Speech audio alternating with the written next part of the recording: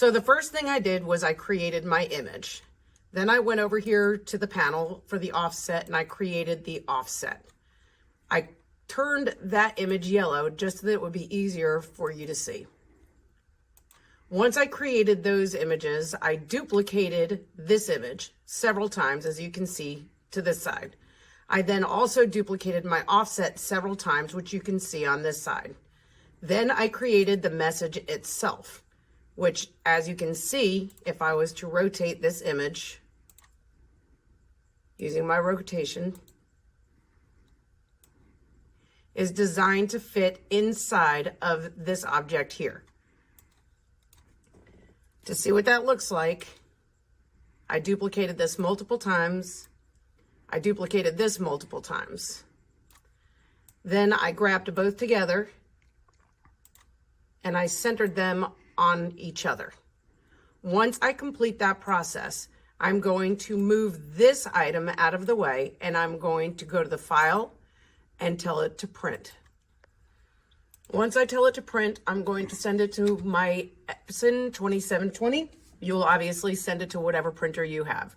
I printed it on heavy cardstock, which you will see later. Once I did that, I again moved my guitars into place and I centered one item on top of the other. I am now ready to send this image to be cut. I take the printed sheet that I already had and I'm going to put it on my mat and then I'm going to hit send. Those words are already on your printed sheet of paper, so they do not need to be on here for cutting purposes.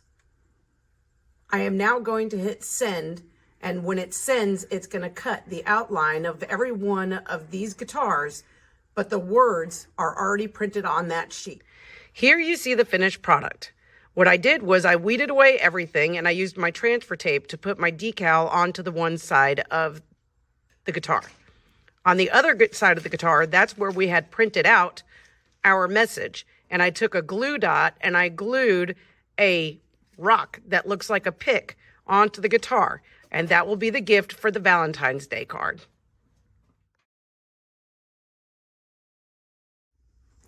Okay, so for mine, I chose to do the print and cut method with registration marks.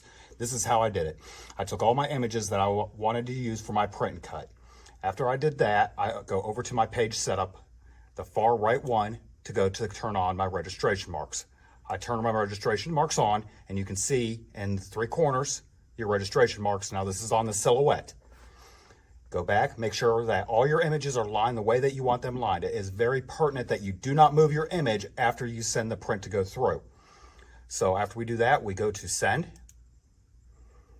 When I go into send, everything that I have is outlined red, so it is good on my cut. I take and I select what I'm going to use, which I used reflective 651 setting to cut my image. So that one's ready to go. So everything looks good. I come back into my settings right here, go to my printer. Now I'm going to print my image through my 2720. There's a print preview of what my image looks like. I go ahead and select print, make sure I'm selecting my 2720.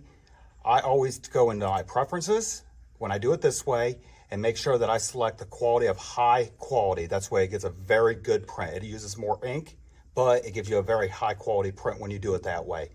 After you change all your settings, hit apply, and then select print.